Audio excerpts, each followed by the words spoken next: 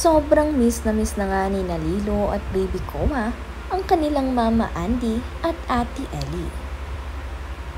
Bago ang lahat, huwag niyong kalimutang mag-subscribe at pinutin ang notification bell para maging updated sa ating mga susunod na videos. Ngayong araw ay ibinahagi ni Filmar Alipayo, ang asawa ni Andy Eigenman, ang mga larawan na ito ni Lilo at Baby Koa. Kung saan pagising nga nila ngayong araw ay hinahanap nila ang kanilang mama Andy.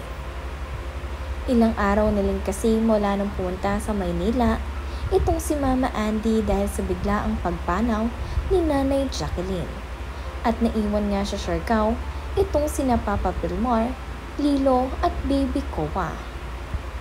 Sobrang biglaan kasi ng pangyayari kaya naman hindi nila ito inaasahan. Nagkasakit nga itong si Papa Filmar at bata pa itong sina Lilo at Baby Koa. Gayon din hindi nga sila handa, kaya naman ang kanilang mga negosyo dito sa Siargao ay si Papa Filmar muna ang namamahala at siya nga rin ang bahala sa mga bata na sina Lilo at Baby Koa.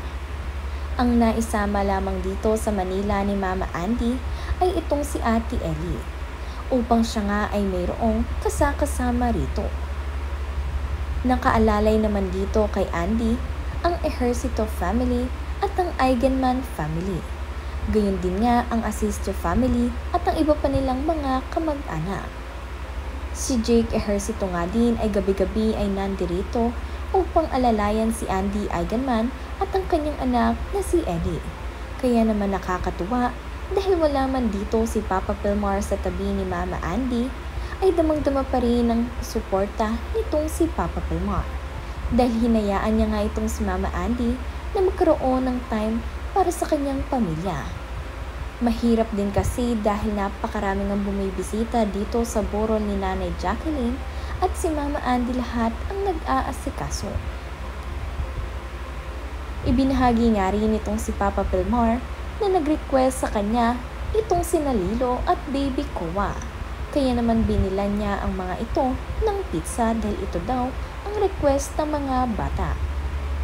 Makikita nyo nga rin sa mga posting nitong sina Lilo at Baby Koa na manang-mana sila sa kanilang papa. At pagkatapos noon ay dumiretso na sila dito sa kanilang shop dahil magbabantay naman sila para sa kanilang business. Matapos ngang bumisita sa shop ni na Papa Filmar, Lilo at Baby Koa ay nag-aral naman ang mga bata. Hinayaan ngang magkulay nitong si Papa Filmar sina Lilo at Baby Koa. Pagkatapos na noon ay namalengke rin sila, kaya naman itong sina Lilo at Baby Koa ay pinapili niya kung ano ang gustong ulamin para mamayang gabi. At isda nga ang napili ng mga bata. Kaya naman nakakatuwa dahil itong sina Lilo at Baby Koa ay sobrang spoiled ngayon kay Papa Filmar at lahat ng request nila ay approve agad upang maibsan nga ang pagkamis sa kanilang Mama Andy.